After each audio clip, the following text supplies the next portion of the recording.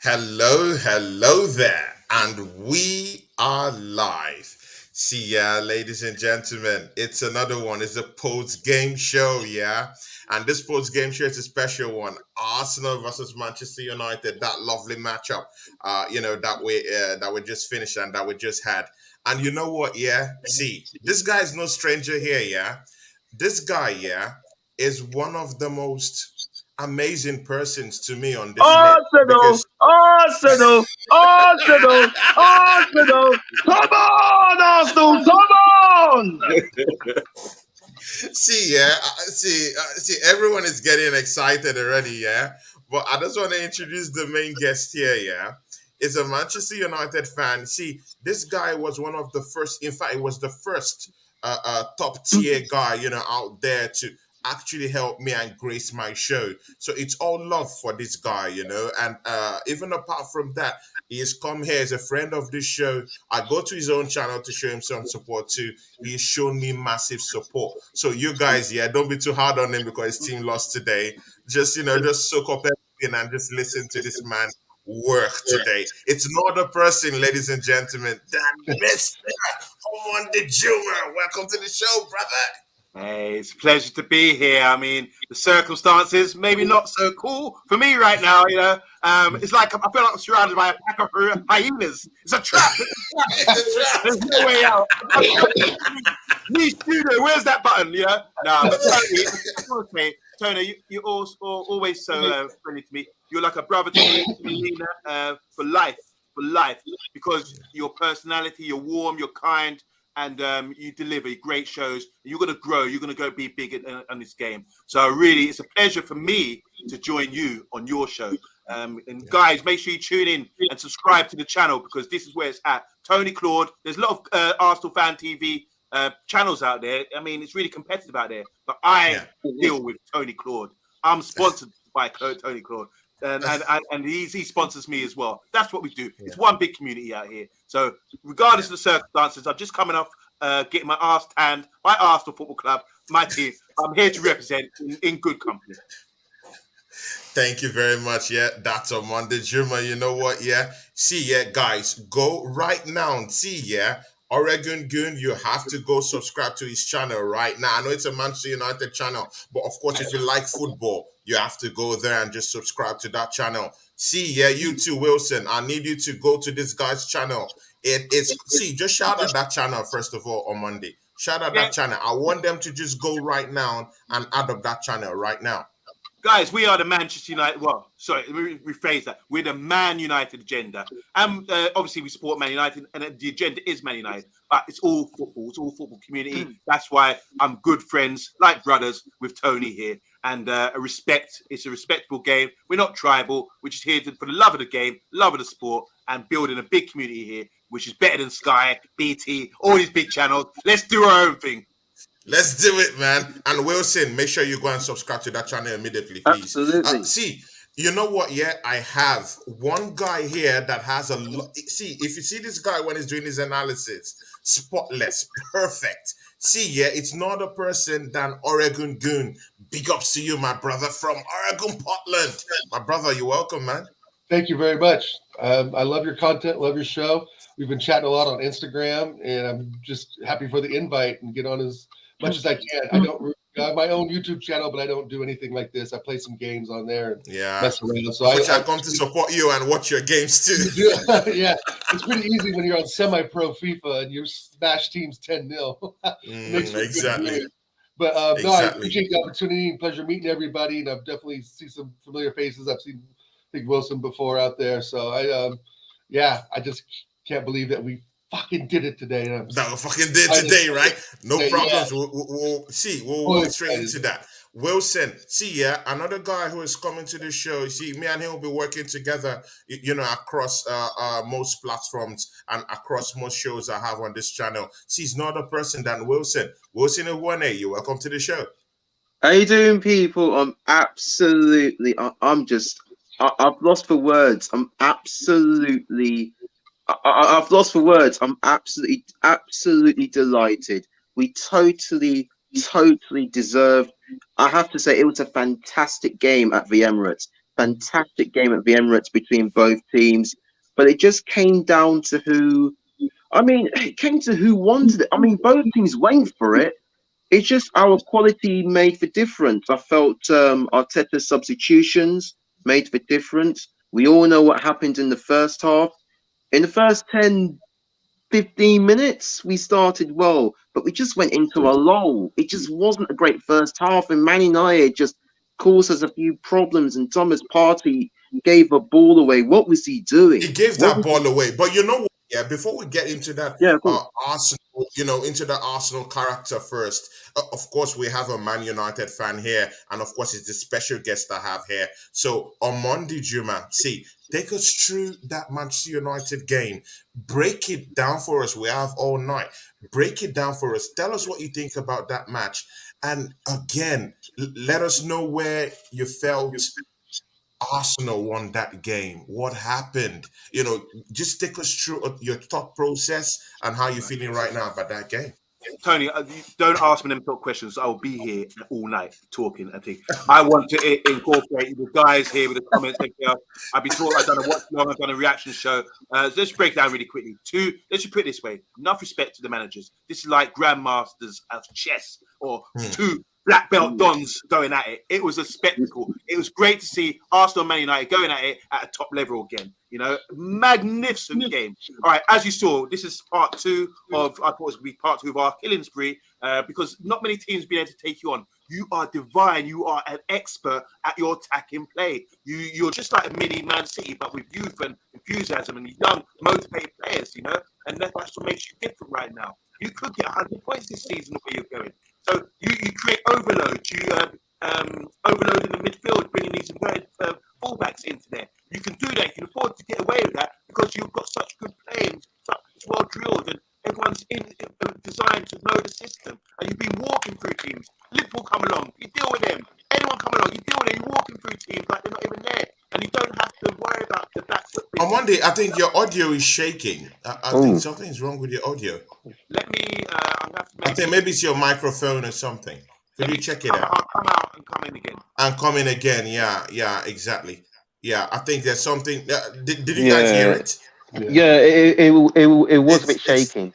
Yeah, it was a bit shaky. Yeah, so I think he would log in and come back. Yeah. OregonGoon. Before he come back, when he comes back, he will continue. But take us through. Okay, I think it's back. Omondi, can you hear us?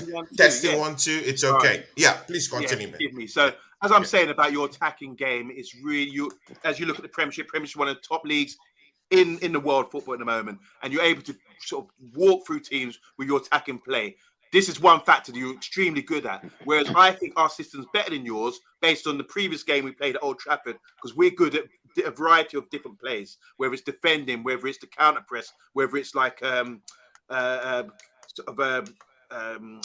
third man runs, which gets us in behind you, direct plays like that. So we're good at a number of things, whereas you're extremely good at one thing. And then I think you can get a bit naive and too competent on that. When sometimes when you play against a team like us, who got a mastermind of a manager, we were able to exploit you. If you go look at the 3 goals we scored at Old Trafford, we opened you up. We pressed you at the right areas, set traps for you, and then suddenly it was like 2 centre backs, your left back or your right back in midfield, and we were able to counter you, wide gaps for us to play into, which fell into our hands. Today, it was going to be the same thing. We tried again. That's the only way, because we can't outplay you. You're so good at that sort of level. But this is why football's like chess. You make one move, we can counter it in certain ways. So I'm extremely impressed with Arteta, extremely impressed with the way you play. I still thought going into the game we had an opportunity to win. And if you analyse the game, we did have opportunities to win the game. We opened you up. That first goal was magnificent. That's what I'm saying. Setting traps. We press at the right time. Partey gets the ball. He wants to try and play out. We know he can play between the lines. Suddenly he's cut out.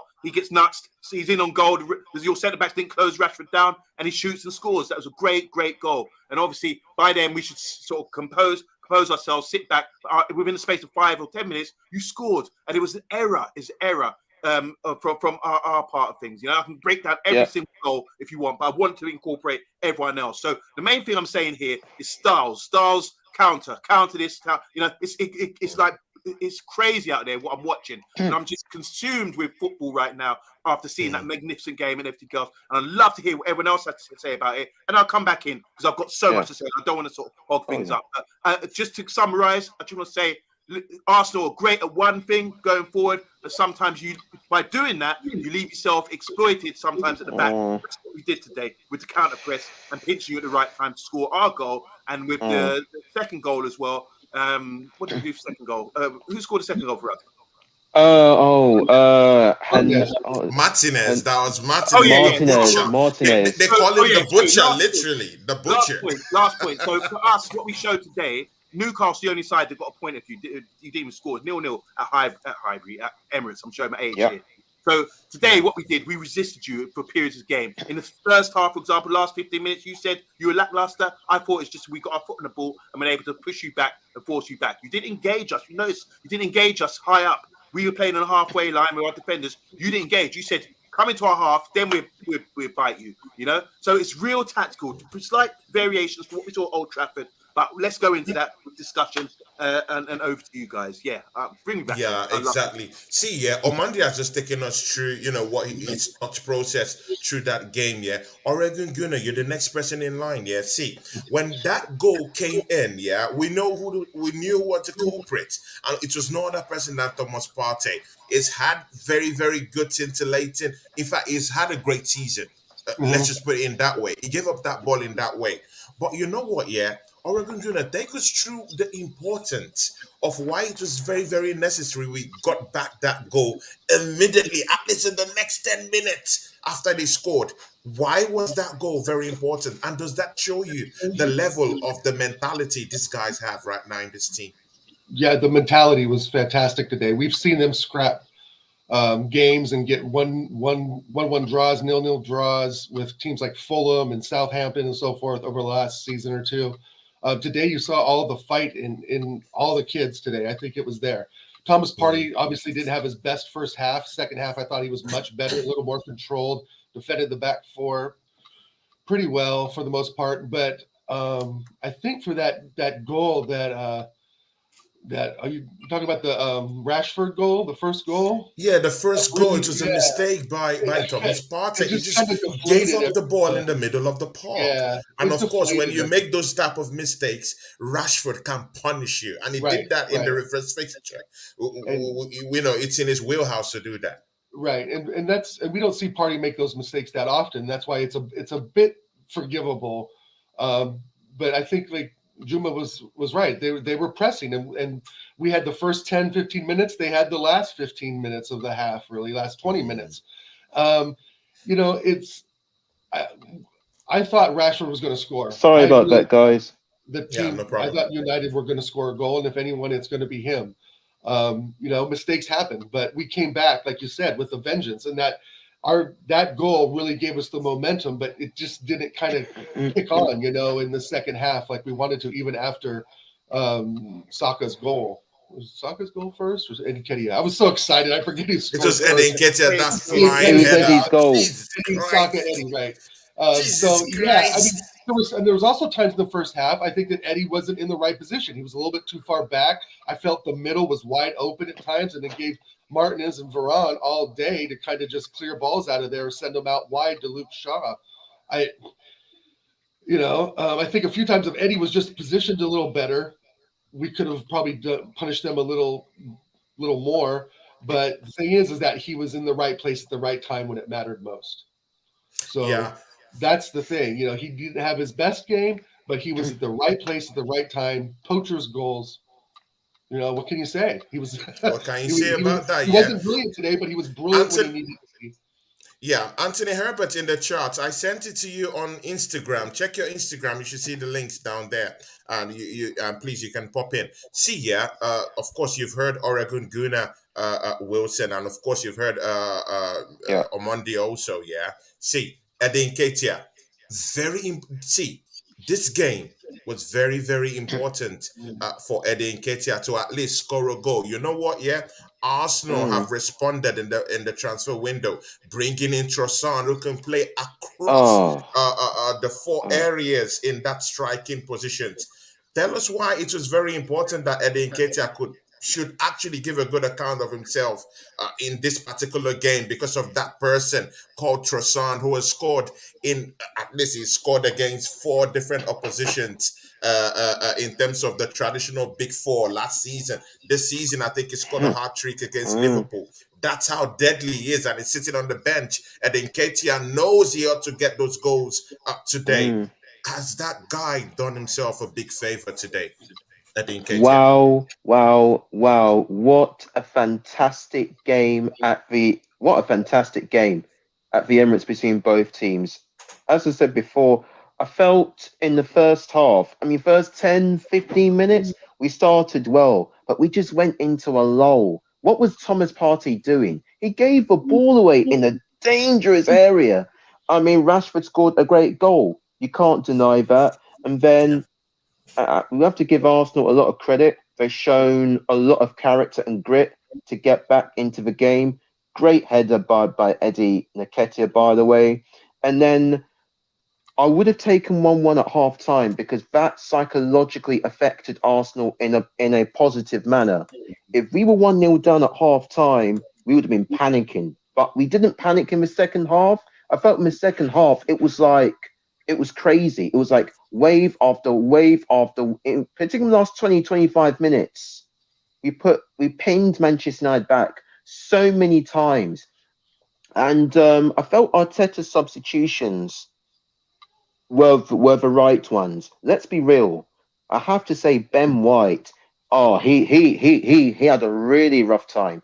Rashford caused him a lot of problems, and he was on a yellow card as well. And I was thinking to myself, like, Arteta, get this guy off, because what you don't want to do is to risk Ben White to go into the second half to get sent off. So he took him off, and Tomiyasu was on, and then Martinelli. He just, I don't know. Martinelli wasn't great. Let's be real. He wasn't great, Martinelli. The moment that Trossard went on, he made an impact instantly. He caused Man United so many problems. There were spaces propping up further down the line. I have to say, and it was a great game. Great goals. It's a great game, Eddie, right? Great goal. Great goals. And also Eddie scored. It was just an absolute peach of a goal in the box. We still have to come back to that goal by Eddie Nketiah, Wilson. See, we have Anthony Herbert who is here. Anthony Herbert, please, in a short manner, take us through what you felt about that game. Your big friend Omondi, our mutual friend Omondi, is here on the show. We off camera with the kind of things we say about him. Great guy, lovely guy, everything is here. You know what? Anthony Herbert, I'll give you that opportunity live on air on 30 O'clock Gunner TV. I know he's your friend. I know he's my friend. Rub that salt on his back right now. In fact, Anthony Herbert, gloat. Where do you start from? Let's start from the first goal. To be honest with you, I'm going to give Omondi satisfaction here, obviously, with the first goal. Obviously, our defence wasn't in there, but I don't care what goalkeeper you was. That shot from Rashford, you could have been the world's best goalkeeper. All right, thank you. You wasn't. That was the missus, by the way. You wasn't saving that. You could have been the best goalkeeper in the world. You weren't saving that Rashford shot. Let's be honest. Yeah. Eddie Nketiah, his first goal is like what I did here in the stream, and I did say that as well, as being at the right place at the right time for him to score his goal. But you look at it, and I tell you what a game. Technical decisions were done, which were 100% right. Let's be honest. Even Manchester United, they played well. The only thing I got to say is the striker, that Weghorst for Manchester United. Yeah. It took 80 minutes and 50 seconds for the commentator to say his name. What is that all about? Blimey. It was 18 minutes and 50 seconds. I never heard his name mentioned through the game. Only once. No, only You once. get a sniff. It was in the 80th minute and 50 seconds. If you don't believe me, watch the game, play it back, or whatever you want to do, and his name would have been mentioned in the 80th minute. That was the only time his name was mentioned. But I got to be honest with you. When it went 2-2, let's be honest, we knew it was going to be a 3-2 win. But it was down to both teams. I mean, Man United thought they most probably get the winner. Arsenal fans most probably thought they was going to get the winner. And knowing the way our luck is going at Arsenal, I most probably thought Man United maybe have got the winner here, like, 1-3-2. And I thought that would have been typical Arsenal. But in all fairness, it wasn't. We got the third goal and we won the game. And you know what? I just want to see Omondi. The next time on tomorrow night's on the Man United agenda, I'm going to put in a super chat for them to buy a box of tissues. I'm coming to that show too. Wipe the I'm coming brow. to gloat in the chat. This guy up here in the far corner, he knows. See, you know what, Anthony, I was at immediately we got a loss, against Manchester United in the reverse fixture. I went to the Man United agenda, of course, his channel. I was in the chat, and of course they beat me up. Of course 3-1, and I was there. And of course, on one day acknowledged that I was in the chat. And he was having a chit chat with the guys there, and he was like, of course, Tony Clark on a TV, and he laughed me off. He was like, he was just talking tough on his show. And we beat them up, And you know what? I have that same privilege right now. On Monday, we beat you guys up today. You've got to. And to be honest with you, I think today, with what Man United agenda does, Tony, if I can have just 1 minute to say this, with the Man United agenda. I'll be honest with you. I'm not a Man United fan, but I do love the work and I do love the content that the Man United agenda does. I think they're brilliant.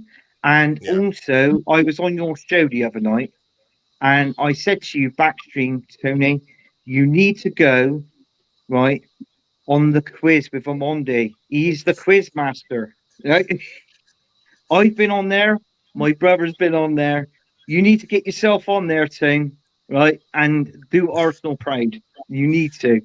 This needs to happen. You know what, I'll give you a rebuttal for that one, Omondi was here on my show, And do you know what? Omondi asked me a question of the 1950s on this show. And since then, I said, you know what, an Arsenal question, I think it was asking about the only, I think it was asking of the only Dutch guy or so who played in the team, apart from Beckham or something like that. I don't know. The one question from the 1950s, I couldn't answer it. Since then, I was like, I'm not going to answer again. He's going to say a question now. I'm not going to that quiz, man. I give it to him. The first Dutch player to play for Arsenal was Glenn Helder. I think you know. Yeah, exactly. I never knew that. Five Dutch players that played for Arsenal was Bergkamp, Van Persie, Overmars, Van Bronckhorst, and Glenn Helder. That was the five Dutch players that played for Arsenal. Yeah. But again, on Monday, I'll bring you back into the fray. Wilson. Your audio is bringing out, because I try to test everyone's audio. Your audio is bringing out the echo. Yeah. Like if you see, if I mute you now, the echo goes off. Yeah. So it's your stuff. But you know what? On Monday, Casemiro, you lost Casemiro to a yellow card to Crystal Palace. Now, there's a double pivot question for you. While you were playing Crystal Palace during the week, Arsenal Football Club were having a good rest on the day. We didn't play for a good 7 days. You guys were busy there playing against Crystal Palace, a knackering game. We should say a very tiring one. These guys are forged in brimstone. I'm talking of Crystal Palace, very very athletic players, big bullies down there. See, would you would you say in any way, because even your goalkeeper De Gea actually complained about it, that why are we playing in midweek and Arsenal is having a good rest? Do you think that affected your gameplay today in terms of the intensity? And again, to what extent can you tell us about Casemiro? Did you guys miss him in the middle of the park? Because I kind of like saw that you guys overclogged the midfield. Odegaard was knocked off his perch. It couldn't actually distribute the passes from the middle of the park like he always does. Uh, and for some reason, Saka wasn't having joys in the first half to actually cut in and create those little pocket chances while cutting in from the right. Martinelli was totally mapped out today. So I don't know. Something really happened down there why Arsenal was not really getting joys in the middle of the park at the time. What would you attribute all these problems to? Yeah, can you mute your mic? There's a terrible echo, I think, from... Yeah. There's someone's Hello? mic. Yeah. Okay. Hello? There's Yeah, that's right. Yeah, so regarding the Crystal Palace, obviously playing on a Wednesday. Look, this is professional football. These guys are paid a lot of money. It's not a part-time job; it's a full-time job. So you expect them. If it's Wednesday, Saturday, you're going to be playing Champions League football next year. You're going to know. You can't complain about it. Wednesday, Saturday, Wednesday, Sunday, whatever it takes. As professional players in a good club, big club as well, with a good squad as well, you should be able to rotate these players. You've got 5 subs, 5 opportunities there, which really does. It's a detriment to the lower sides as well, because they look at some benches, think, wow, you had Trossard coming on and all these players. Yeah. Crystal Palace the other day had lesser players coming on. So I don't think that's anything to do with it. I won't never make that excuse to say this is professional football. This is what you're supposed to do. Do not complain about that. You could play. I mean, surely you say about maybe the intensity would be down. What for Arsenal to come to Arsenal for opportunity to close the gap? No, you're going to be on it all the time. No doubt about that, in my opinion. Anyway, as regards to Casemiro, he's come in and he's not so mobile. I remember when he first arrived at ManUtd, we played Everton, and Nana, was munching him, and it took him a while to say, hold on a minute, this football's different. I need to be on it physically, mentally, and he slowly adapted and showed his qualities. Now, people like to say, pigeonhole positions and say, oh, he's a CDM and all this kind of thing. But what he does provide, because if you want to pigeonhole yourself, say I'm just a CDM, that means you're very good at one thing. You can tackle, you can read the play, you're strong, but maybe you're not so good technically. Maybe you can't get in the box and score. Maybe your passing range isn't that good. And that's what we had for contrast between someone like Casemiro, who's regarded as a world-class player, and then McTominay, who's a proven Premiership player, who replaced him today. There was other options we could have had. We could have brought Fred in and all this kind of thing, and put Bruno out wide and drop Anthony. There's other options, but the manager decided to go like for like, didn't change our system, put Casemiro in it, because our system works well. As with your system, a man goes out, someone else will come in. Jesus has been injured, Eddie comes in, no problem. We just play the guy. He's scored enough goals since he's come in, and he scored a brace today. It was magnificent. But Casemiro, I don't think we missed him that much. It's just a system. The only way we missed him is that his ability to get on the ball, head up, and pop the ball out, and create little 1-2s and keep the ball in a certain way, and his character as well. McTominay done a good job on the physical side of things. You saw him back getting headers. You saw him marshalling the midfield. We tried to keep it narrow with you today. We invited you to come wide with the fullbacks. Martinelli, we blocked. We sort of had shadows, blocked all the angles of your passes, kept it narrow like that, invited you to go to fullback. Your distribution of the keeper, you noticed a couple of times, even the keeper kicked it out rather than hitting it to the man, because of little bits of pressure. We've sort of learned how to play against you. And cover shadows was sort of the thing. There was opportunities there where I think you were trying to play out. You couldn't play that direct pass, or Partey couldn't do it. You had to go back home. And I was like clapping and saying, yes, this is good from us, So it was really high pressing, hard. I can't even talk. It's a real sort of tactical, demanding mental game. Yeah, mental game at all times. So it's not demanding physically; it's more demanding mentally. Switch on. As I go with the equalising goal, switch on. We just scored. Don't concede 5 minutes later. But what happened is it was the second phase of a corner. De Gea, there's our weakness.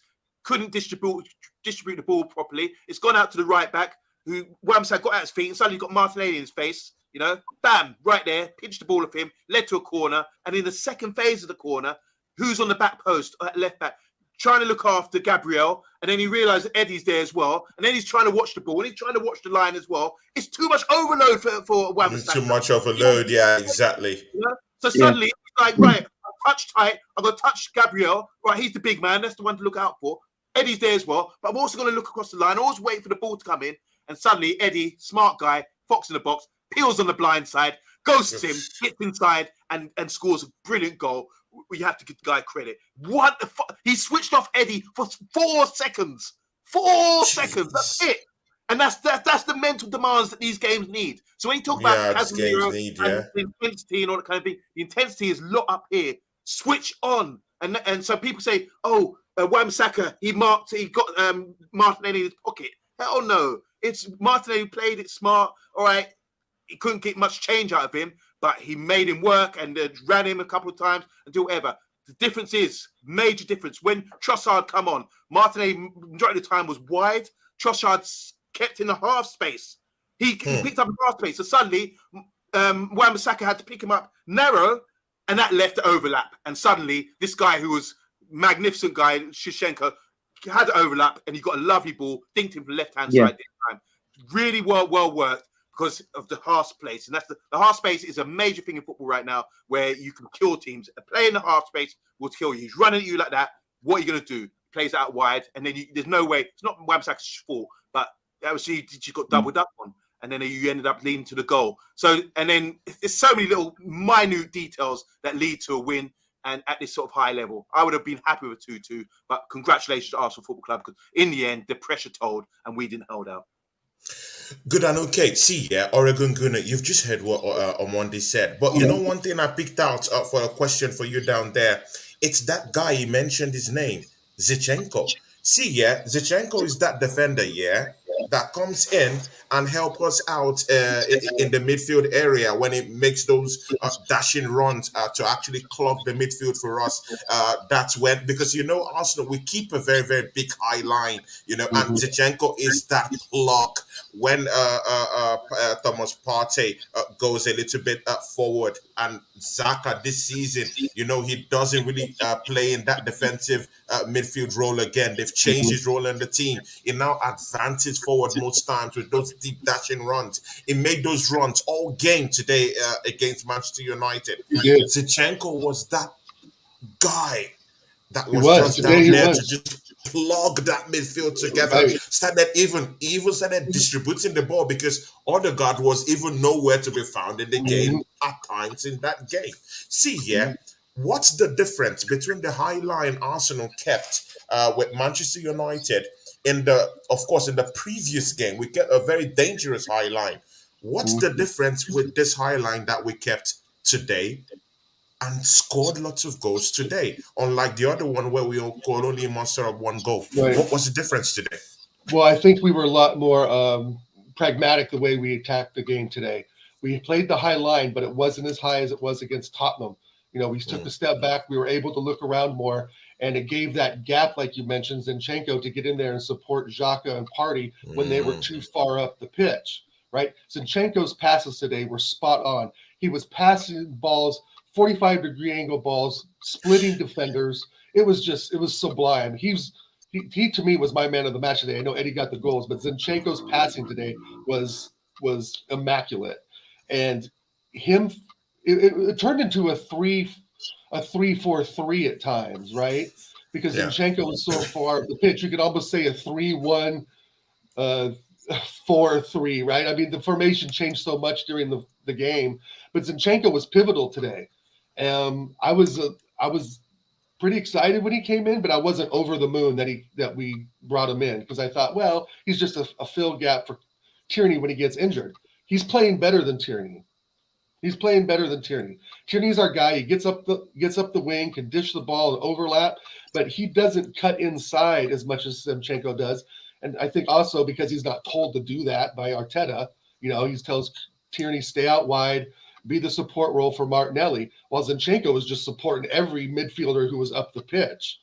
I thought just some of his movement today was just great, and he was just amazing today. He was all over the place. And you're right, Odegaard wasn't at his best. Obviously, Partey wasn't at his best, but Zinchenko supplemented their lack of performance today to really just take it to another level. And I thought that also confused United. They didn't know which midfielder to put on him, because if you put Fernandes on him, that leaves a gap. If you put, if you drop Rashford in the inside, that leaves a gap wide, right, for Tomiyasu or Ben White to get up the pitch when he was on. But Zinchenko really kind of controlled the game today, and I think it was an Arteta. I want to say it's an Arteta masterclass, but I'm not so sure. I'm wondering if that's just Zinchenko knowing what he has to do when Partey and Xhaka can't get back. See, yeah, and see, that's the importance of having centurions and winners in your team. When immediately I saw Zinchenko come in from Manchester City, I was like, what in God's name are those guys smoking up there? Are those guys normal? You let a winner, a centurion in Zinchenko leave your team that cheap? Jesus Christ. See, and even lots of questions were even being thrown at Pep Guardiola just this past weekend. They were asking him, see, do you think the problems that's plaguing your team right now with all those inconsistencies, do you think the absence of Gabriel Jesus and Zinchenko have any kind of bearing towards those problems you're facing now? He said, it's not true. But the fact is, it is true. There was an inquest in Manchester United. The board had an inquest. They had an inquest into why did we give these guys to Arsenal to win?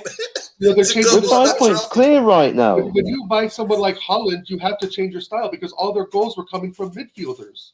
And now the focus is on Holland, so that's it's on Holland, so it completely changes everything, right? Right. If Holland doesn't score, which he is scoring, but if he doesn't score, you don't see much of the midfielders contributing. Jack Grealish. What is he doing? What is he doing? He's not the best winger in the league by any stretch of the imagination. Matoma's better than him at Brighton, right? I mean, it's just he's trying to make the focus on Holland when before it was on KDB, it was on Foden. Jesus only it was spread abroad, right? Everyone. Let me tell you the was difference. Sorry, guys. Sorry, I just need to step in here because let me tell you the difference between Man City and Arsenal right now. When it comes to Arsenal, we're not relying on one player.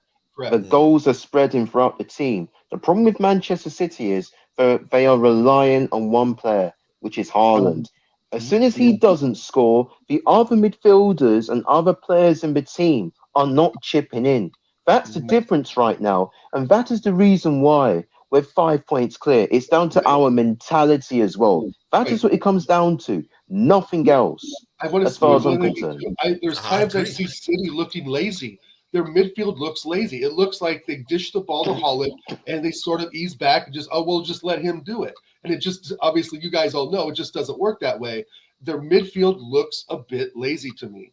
Pep said in his interview after the game, he dropped Foden. And he said, and they asked him, why did you drop Foden? He said, because he's not match fit. He's not good enough to play in this game at the minute. I mean, how the hell could you? I mean, you look at obviously because with the England national team, and you're thinking what Pep said, and you're thinking, well, hang on, is he right? Is he right to drop Foden?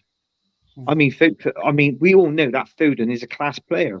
He is a class player at his age, and later on in time, he'll come on leaps and bounds. He will be a world-class player. But it does make you think the way how Pep sees and reads the game, and for him to make a tactical decision to drop Foden and say that about him after the game.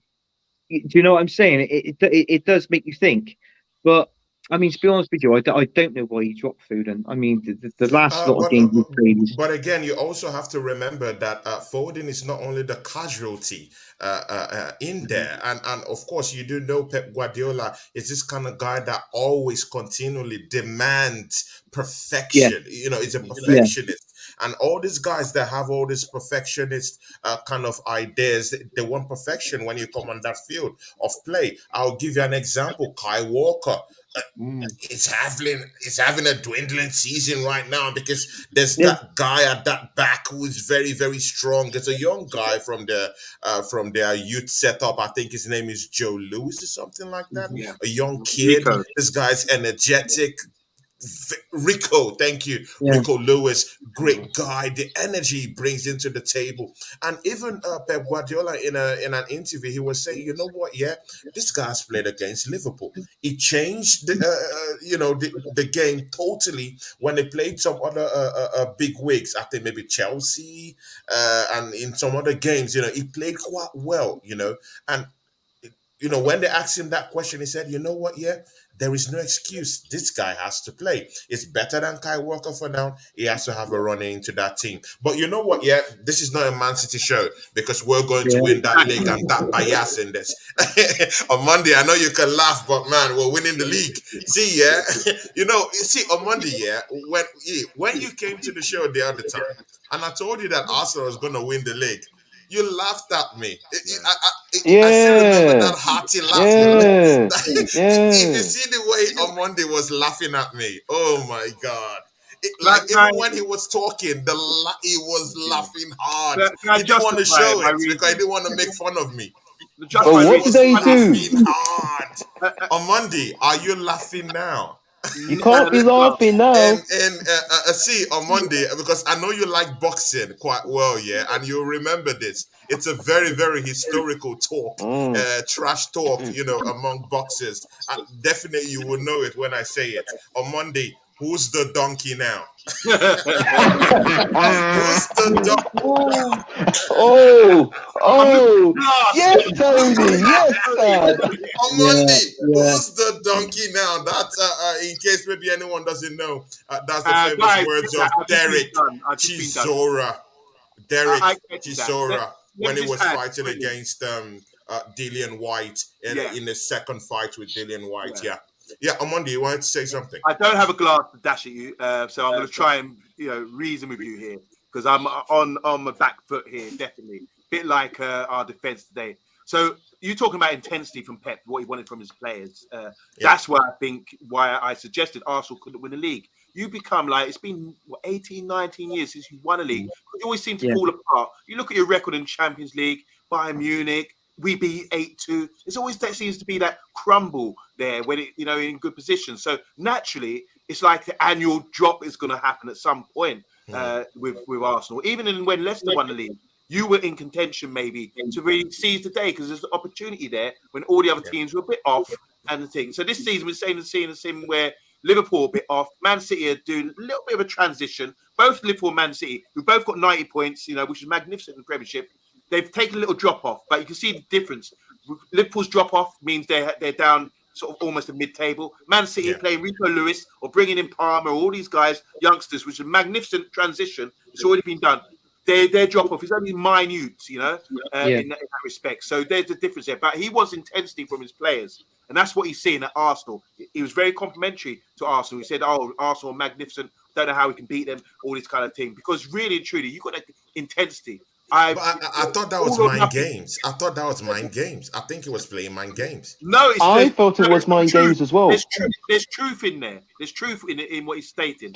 Arteta is being a brilliant manager. Imagine having a profile camera on you for the whole series, all or nothing. And, people say, okay, this is behind closed doors. We're going to see what's really like. And he had to show himself. He had to represent. And to do now the next season or so, to come out there and deliver the way he's delivering, he's got intensity in his players. He's got a balance of experience and youth. He's got motivation. Look, my favourite player today was Odegaard. I think he's magnificent. Not just the way he is, obviously, we know technically gifted. Forget that. We know that already. We can see that. It's plain to see. What we don't see is the captain mentality. He's got the armband at his young age. He's the one delivering team talks. He's the one driving and pinching players. He's the one getting rough and tumble if he really wants it. This is a top-class player. Do you understand what I'm saying? And it's not. These are things you're supposed to do, but not every pro player can get that, or every manager can get that out of pro players. The mental side of things, the character, like we talk about Casemiro. Most of what makes him a great player is his character. These are the best characteristics to have, a mental level. I'm a good footballer. Trust me, I'm a good footballer. But I'm not fit enough and I'm not got the mentals enough like these guys. These guys are monsters out there. And your players like Odegaard, Saka, even Eddie's been a monster the way he's come back and filled someone's shoes like Jesus. So credit to Arsenal. I did say that they'll crumble, but I at the moment you're looking really good, and credit to you because what you can't see is people's character, and this is something that's been installed into your team. So I have to take a bow. Yeah, well said. See, you know what? Well Yeah, said, no well one is said, the well donkey. said. No one is the donkey now. No one is the donkey. So that's Well out of said, the way. well said. I See, could yeah, not have said it. see. I want to ask the Arsenal fans here, three of you, yeah, because on Monday is a Manchester United fan. I have a separate question for him. See, yeah, the three Arsenal fans here, you guys can alternate by answering this question, yeah. In the game against Newcastle, yeah, when we did need a goal, yeah, mikelarteta brought in a defender instead of looking deep into that bench that he had to bring anyone. The best thing he could bring out for us was a defender, which was the defensive change, of It's course, Tomiyasu. Tomiyasu for Ben White. See, today, look at that bench. It's the Tell me depth. that, and just look It's at the that depth. bench and tell me that he never had wealth and depth in that squad.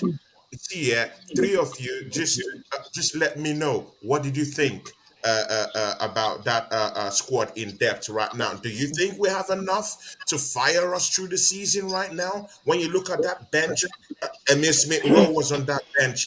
Fabio Vieira was on that bench on youth Um, substitutes. We also had other French players on that bench. El Neni was down there, and of course the luxury of Trossard was also there. What do you guys think? I'm going to make a start here because I felt the difference between the Manchester United game and the Newcastle game was when it came to the Newcastle game, when we needed a goal. The reason why the Arteta was not keen to get Vieira on because there were no other attacking players to bring on. We were clearly lacking depth in that game. When it came to the Manchester United game, when it was 2-2, when it was 2-2, I think we had a Trossard, we had Vieira, and we had Smith Rowe. Three big players on the bench. You're When you forgetting brought some, Tierney. Kieran Tierney is also there. oh yeah, oh Coming yeah, as oh yeah, tactical oh yeah, change. oh yeah, and even Tierney as well. The moment he brought Trossard on, he made the difference in the game. He made a big difference. You know, there's little pockets of space that Trossard did. That just caused Manchester United so many problems. It made him to think twice, to make him to think twice on how to deal with him. But they could not deal with him, and the depth of the players made the difference. That's why. Exactly. That's why we've won the game. If Trossard was signed before the Newcastle game, we would have won that game. It's the lack of depth of quality players. It's as simple as that. See, Anthony Herbert, take a cue from there. Yeah, do you agree with that argument from Wilson Huene? Well, I do understand what he's saying. Yeah, I do agree with it in what he said. But let's be honest. You said about the Newcastle game with the depth. We've been lacking depth right up until we signed these two players in the transfer window. Yeah, Let's it's be true. honest. Yeah. And this is why we haven't gone out. We haven't signed a JoaoFelix. We haven't signed a Mudryk. We were Yeah. technically within the budget, you know. So we've gone out. We've signed two players. I know it's surprising that we've signed these two players, but we've done it for the depth of the Hmm. squad, the team. Look at that. We're in Absolutely. three competitions. We can win the Premier League. We're one of the Yeah. favourites to win the Europa League, and also we got Man City next week in the FA Cup FA next Cup. Yeah. weekend. So this is what I'm saying. It won't surprise me if we have one more addition, and the one more addition that I would love in that Arsenal team would be a DM. Because Oh. when you've got Shaka and Partey, once one of them's injured, who have we got coming in? It needs Elneny and Lokonga. Now, Lokonga we know is not great. We think it'd be best if he went out on loan and got Mm, game time under his belt. yeah. Yeah, Elneny is a good player that does put in a shift, but not as good as the other two. But yeah, he's wanted by our old manager, Emery at Aston Villa. We put a £7 million Mm, bid in for him. So whether yeah. he goes or he stays, I don't know. But we need a DM. Personally, I would have liked McAllister from Yeah, yeah. Brighton. I'm sorry. Oh, I'm sorry. I would like to shut down that center, that CDM need for now. I would shut it down. I'll give my reasons for that. See, I would. we won't be bringing in any central defensive midfielder this at least for now. I Trust me, know. that's We what's should gonna do. happen. I'll We give you should my do so. reasons. We I we should do. know, should. but I'll give you the reasons why. Mm. Arsenal have just signed. There's a guy who just came in and did a medical today. By tomorrow, it will Oh, be unveiled by the club. Now, that guy's name is Jakub Kiwior. Now, Jakub Kiwior has 9 caps for Poland. He's Polish, actually. He played with Lewandowski in the World Cup. He plays for Spezia. Now, this guy has a He's a centre back. specialization. He has a specialization. He specializes as a left centre back in Spezia, actually. But again, he also doubles as a central defensive midfielder. Mind you, it's a typical mikelarteta signing. He always loved his players having multiple. Oh, look at Omondi's dog. Oh, I love that dog. I love that dog. See, yeah, he always likes his players to have this kind of like multi-dimensional kind of play, so they can play in several areas within his team normally. So again, since Gabriel is okay down there for now, and also since Saliba is okay down there for now, that guy can slot into that central defensive midfield slot right now and bring in DeclanRice in the summer. DeclanRice is his number one central defensive midfield target, and you know what? Yeah, West Ham isn't gonna let him go.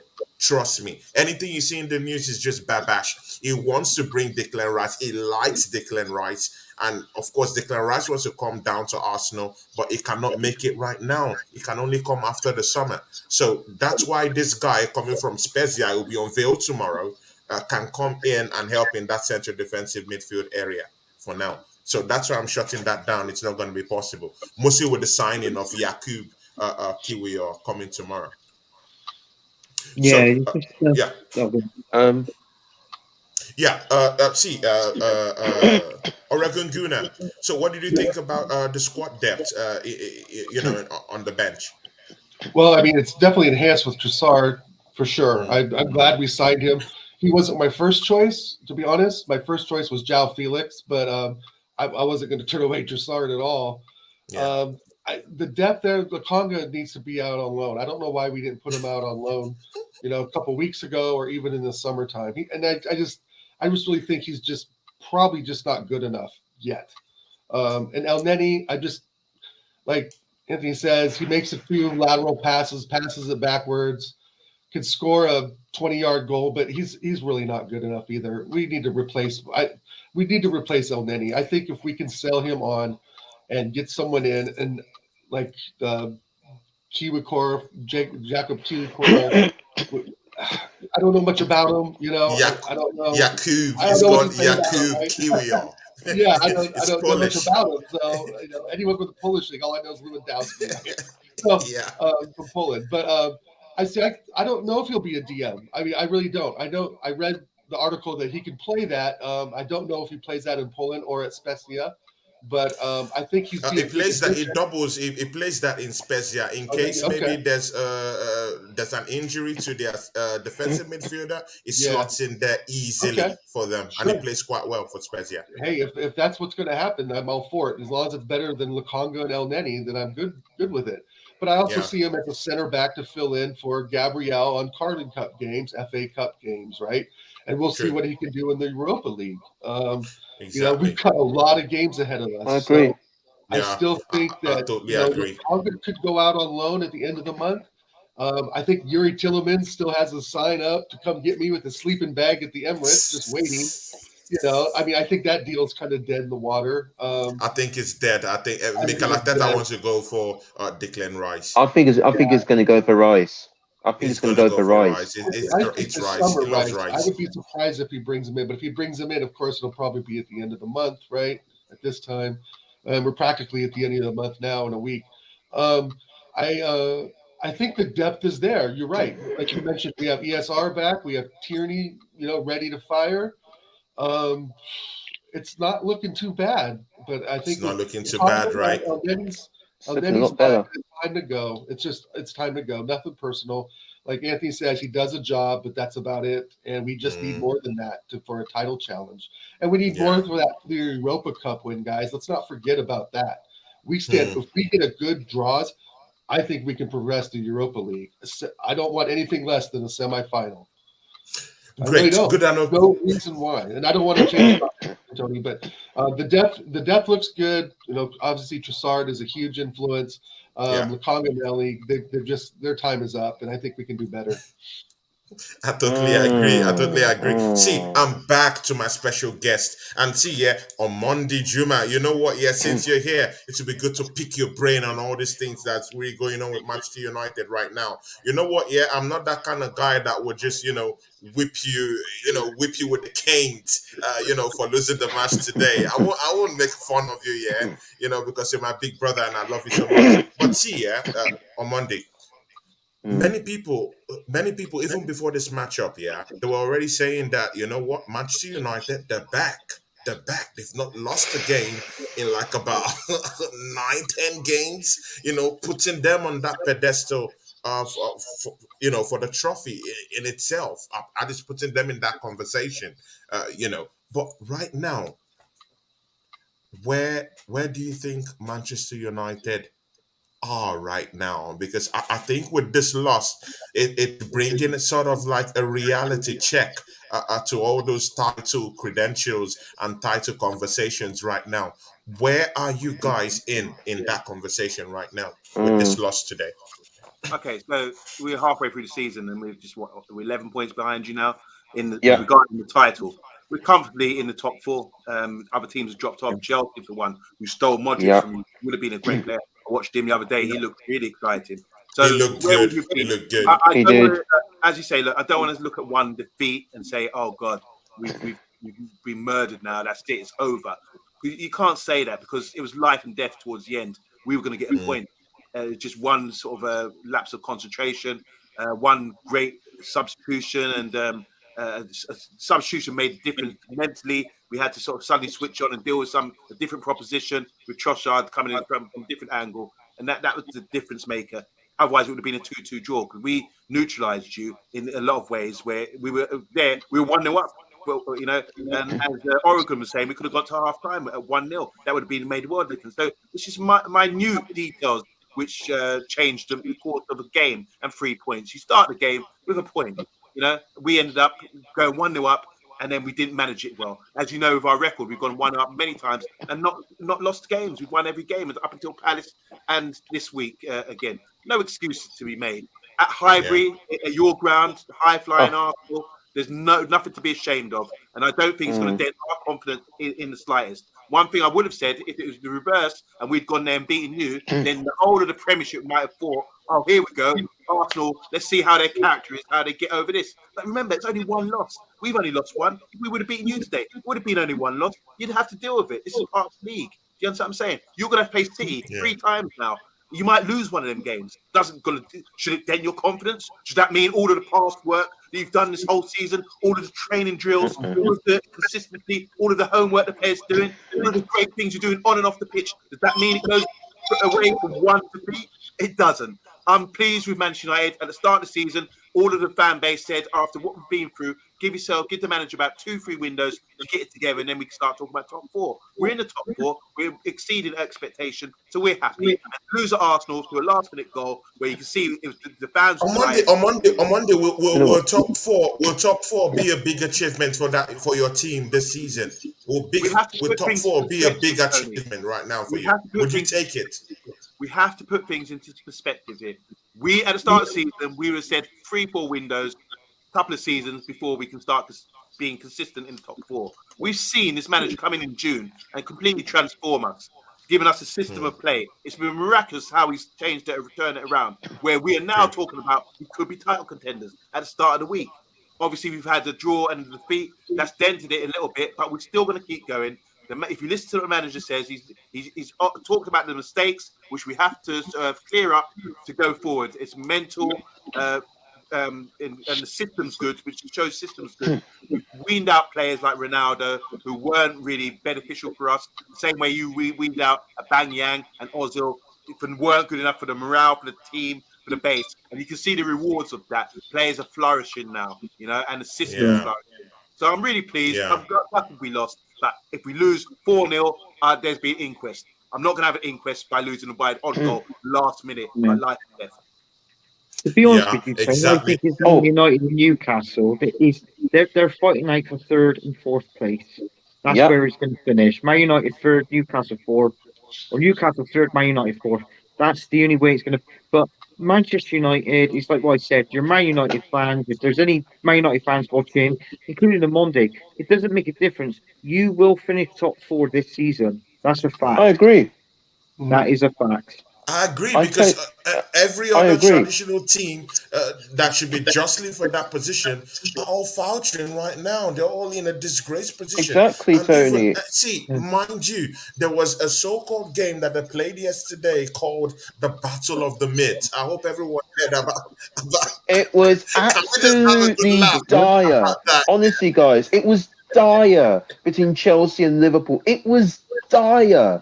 Like it was boring, man. If you compare the Arsenal Man United game to Liverpool Chelsea game, it's like chalk and cheese. It's the quality, man. It's the quality between those 4 teams.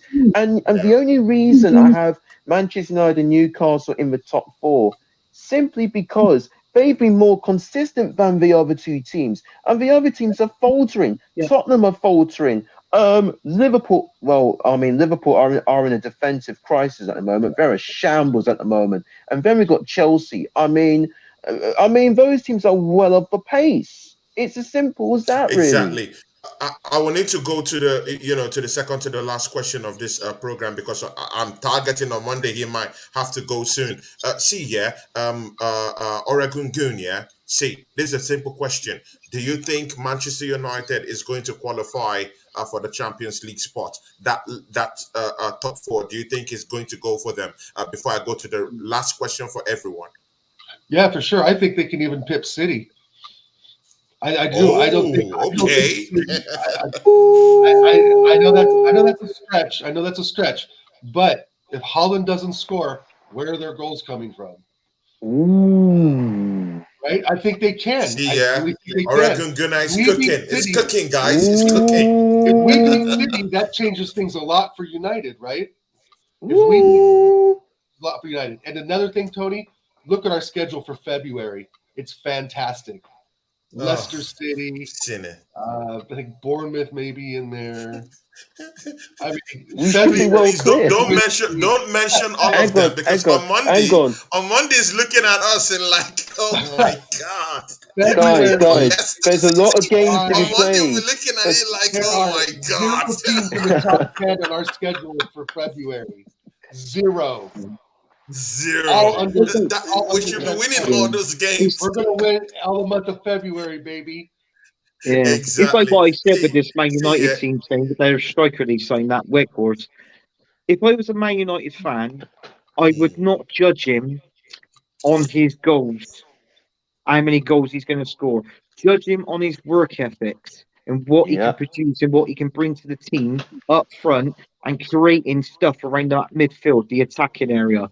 Judge him on that, but don't. He might score about 8 goals this from now to the end of the season. I know he didn't do that for Burnley because when he signed for them, it was hard for him to score. But he will get a few goals, whether it's 6 or 8 goals.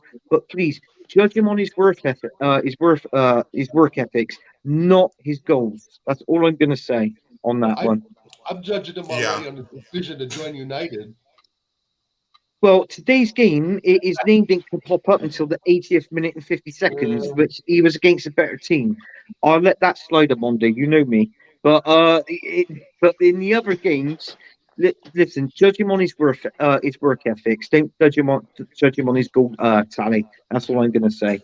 Sorry, can I just jump in? Okay. Please, Omondi, please jump in. Andy, you're saying judge him on his work ethics. That's all you want to say and everything else. But you're judging him on what the commentator said after 80 minutes. Did you watch the game? Did you watch Yeah. the Palace game? Did you watch his contribution today? I watched him in the Palace game. I got to be honest So with you, forget what the Omondi. commentator said. What's your observation? Not for what the commentator My said. observation was when he played against Palace and you took him off, you subbed him off. You went downhill. There was nothing there weren't nothing there Agreed. attacking opportunities. Agreed. Today, Yeah. Today he was a little bit poor, but and I am going to say, because in today's game, and I'm only judging by today's game, his name wasn't mentioned until the 80th minute. I don't think it has any relevance about whether commentator mentioned it. Commentator, No, I know, but it was just because he was playing against a top team like Arsenal. But it's like what I said in the next game and throughout the rest of the season.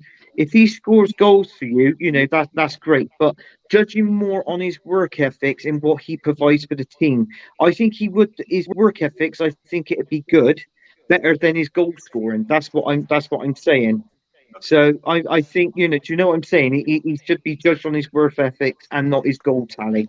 That's all. Guys, could I just stop you right there? Melina has made a great point. She made a great point in the comments. It's our resilience. It made the difference. In the past, we would have crumbled. We didn't. Melina is spot on. Melina is spot on. Resilience was the difference. We'll just run circles around us and, just disgrace us in our own home. But I'm sorry to say, it's not happening. Not today. Not today. Yeah. See, this is the last question because everyone, Just real quick. Okay, please. Omondi's here for the taking, guys. That's why I brought him here. He's here for the taking. Yeah, please. Have you ever heard of Weghorst before the World Cup, Omondi?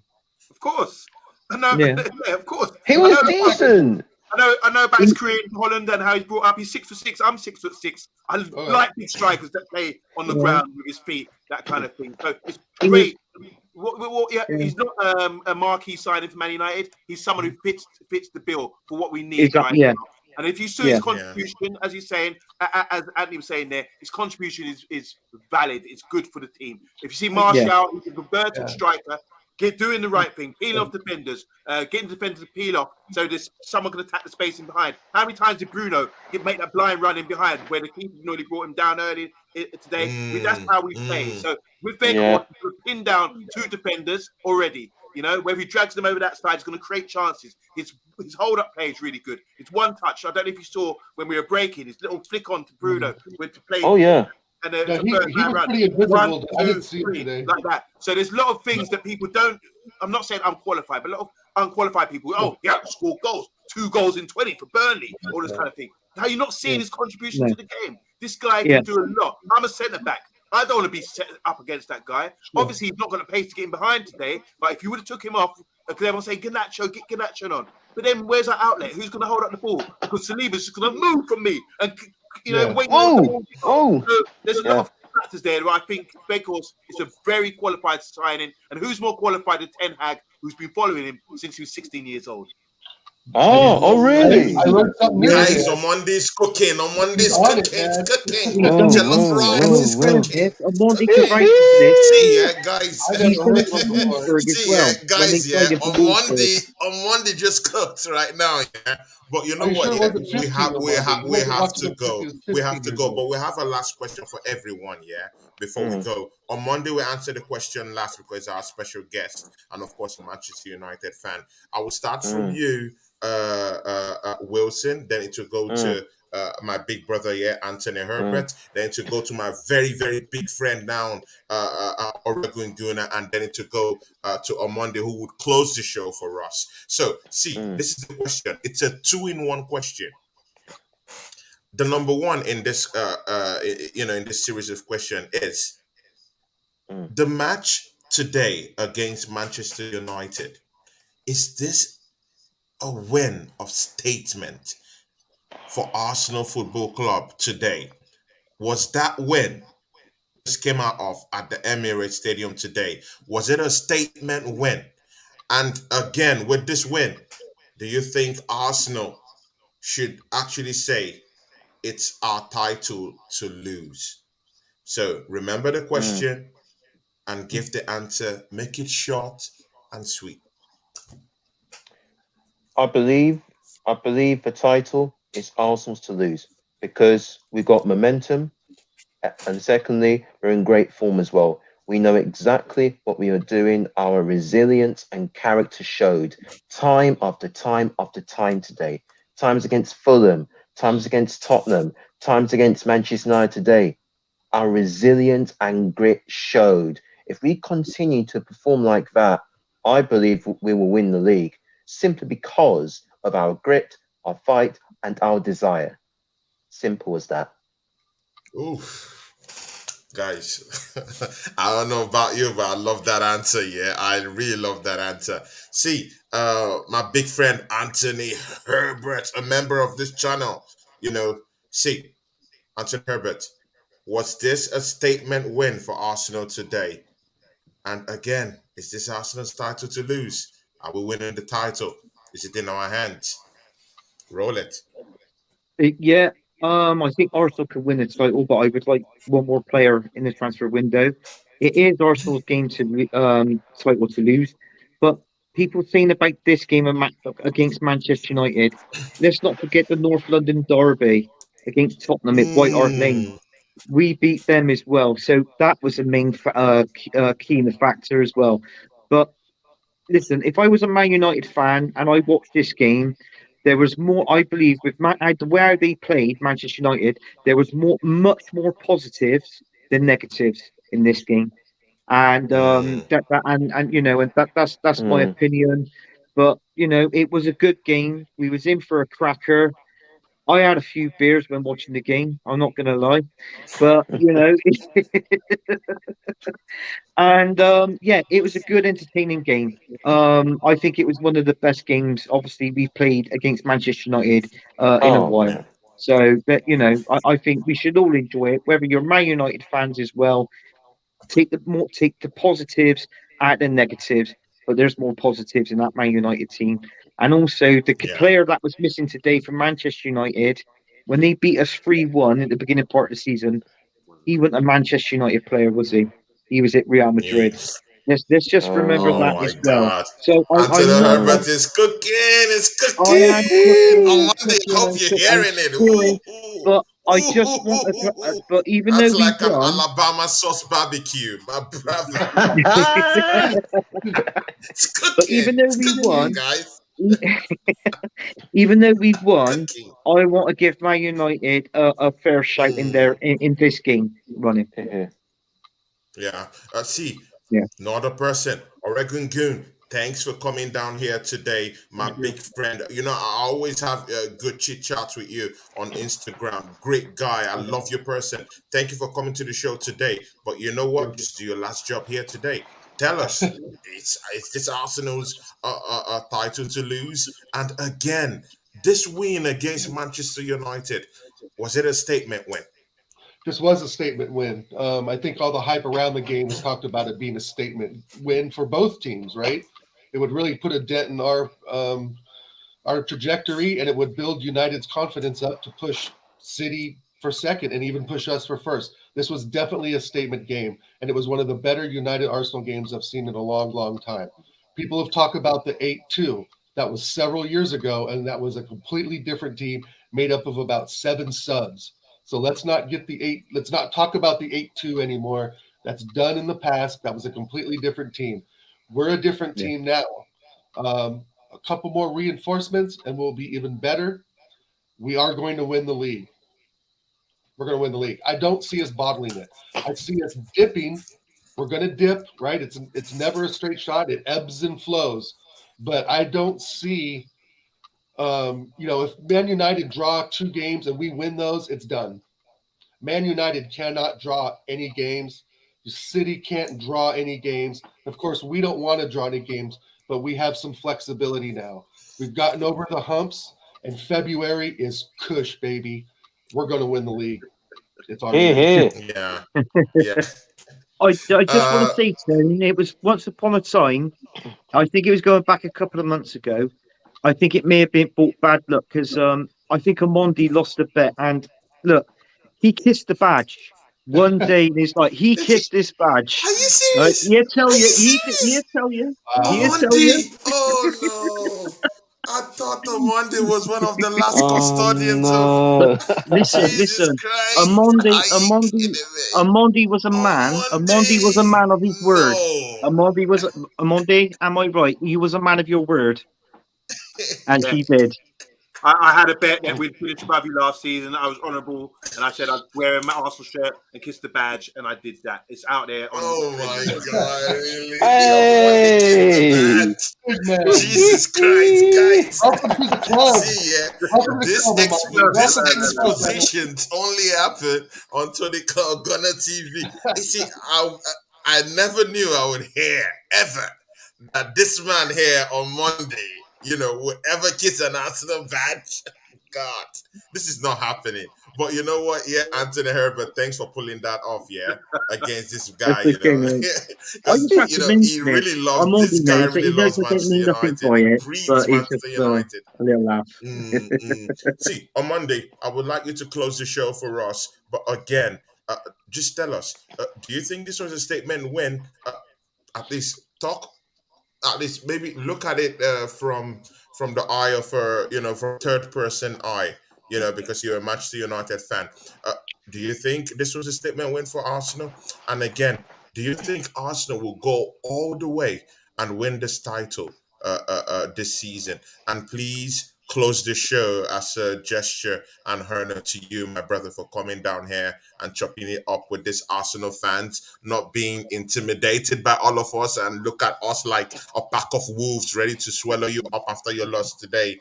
And again, thanks for taking this loss like the man that you are, and just soaking it up and taking it all in. On Monday, your time will come. Your time will come. Yeah, thank you so much, Tony. Yeah, so look, I live in London, so I'm surrounded by Arsenal fans, and it's a great fan base, as you know. So, talk about statement of intent. Beating Manchester United, there's always going to be doubt because of the poor sort of run you've had. You haven't won a major trophy since the last league title. So it's been like you've been known as the banter club, and the fans always getting pelters from rival fans about A, B, and C not winning titles, being a flops, all that kind of thing. So as a fan base, you want to know that you can come through games like this. And as Melina said earlier, big up to Melina, by the way. She talked about resilience. Yeah, big up to Miss Melina. Yeah. Big up, Miss I would Melina. people say, by November, Arsenal will flop. Don't worry about them. We're now in mid-January, come to the end of January, and now people are starting to believe. And this game was massive because we beat you before, the only team that beat you. And it's like there was question marks, and we really beat them. Look at the league table. League doesn't lie. The bookies said you would beat us, but it was still tough. You understand what I'm saying? So for me, for the fan base, if you're asking about whether it's a statement of intent, I'd say this: the word belief means acceptance. Something is true without evidence. You used to believe, you didn't have the evidence. They had the evidence that something is true. So now you know that you're back. You know that this was a statement of intent, and you know, as Oregon just said, you can win the league. And regards throwing it away, you're in pole position. Keep the form going, guys. Keep that momentum going. Keep it on the up. If you take a little dent along the way, don't worry about it. Because you tried to say to me, "Oh, have we taken a dent by this defeat?" No, I'm proud of my team. We performed well against a top side like yourselves. So you might have, as Oregon was just saying, you might have a few bumps along the road. You might have a few injuries and despair or whatever. Don't let it ruin your flow. Your flow is beautiful right now. You're blowing up at the moment. So, and Tony, your chest is blowing up as well. As I said, you're gonna have to get out angling the screen with your chest. I mean, what's running? So yeah, as an Arsenal fan base, this is a fantastic time. Rejoice, enjoy it, guys, because we've had to endure all these rich clubs, Newcastle, Man City, Chelsea. You run London, and now you're going to run the Premier League if you continue with that same characteristics that got you to where you are today. So don't believe anymore. Like I said, that's acceptance. Something is true without evidence. You have the evidence because you provided it today. And as for the channel, I want to say, Tony, it's much love. Make sure everyone who's watching, please subscribe to Tony's channel. This is fantastic. Man is blowing up out here. Biggest personality out there. You love your club. You're a fantastic coach. I don't know how you come up with all these beautiful questions. You've kept us engaged and the audience engaged. So, salute to you, man. You've always been my brother, and hopefully, obviously, I'm brother of Andy. Lovely to meet you, Oregon, as well. Fantastic, international, all the way from America. This is great stuff. And Wilson as well. I know you're a Londoner by your accent. Big up. Yeah. And we're all brothers in this. We're not tribal. It's all love for the game. And Yeah. Tony, to keep supporting him, guys. Yeah. See, guys, I want you to do me a favor.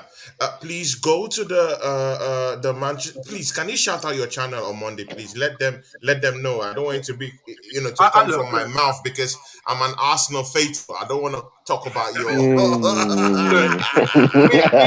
the punishment you will get. That's the punishment you will get. It's the Man United agenda, guys. I'm lying to I'm not say just it. trying to plug my channel. I'm not concerned about views or all that kind of thing. It doesn't matter. It's all about community here. We all support each other. We all support each other. Yeah. Like each other's shows, watch each other's shows, follow each other. I've got Burnley shows I follow. I've got to follow a Southampton guy, a Bournemouth guy. This is the community that we're in. We've got to support each other in this game. I can sit down and listen to Gary Neville on Sky Sports, everything else. I think, I'd rather listen to Tony's analysis. I'd rather listen to Wilson, to Anthony. You understand what I'm saying? Because it's more authentic to me. And this is what we want to build. We've got opportunity here to do something big with the platform that we have here. And so support everybody. I'm from the Man United agenda. This is a Tony Gunner Claw TV. It doesn't matter. Just support everybody out there, man, please. Yeah. Guys, go to the Man United agenda and go there and just subscribe to him. Wilson, I hope you subscribe to Omondi. Yeah, please do. OregonGoon, please do that. I'm already a big subscriber to his channel. Maybe later on I will try and see if I can become a member of that channel. Tony, Friday Don't night. hold it against me, guys. There's a chair for you Friday night. We rescheduled everything now. There's a chair for you Friday night to come on board with Mr. B. Hey. Thank you very much, man. I would like to be there on Monday. Thank you, OregonGoon, for coming around here. Thank you, Wilson, my brother. Of course, me and you will be doing lots of shows coming up. And of course, my member of this channel, Anthony, he has been a big backer of me. Backstage, he's always been a big backer of me, and he supports me emotionally too. And if I need advice in anything, he also helps me too. So, Anthony Herbert, big ups to you too. Thank you, everyone, for joining us today. Let's bask in this euphoria, in this win today. It's a very big one. It's a very big one, And to see you on Monday, humble here today, humble, here today. I'm just so happy. It's enough for me. I can just go to my bed, sleep, go to work, go teach my students tomorrow morning, and and I'm okay. So big ups to everyone who joined us today. Go follow these guys, OregonGoon, Anthony Herbert. They're all on Instagram. Go show some love to them, and I'll catch you tomorrow with Gooners and Mags, and of course Wilson will be with me on that show where me and he will be chopping it up tomorrow. So big up everyone. Take care. And don't do anything, that's dicey. Just go enjoy your week, and let's just live in peace and harmony and enjoy and bask in this euphoria of this win. See you guys next week. Big ups. Come on, you Gooners! Come on, Arsenal!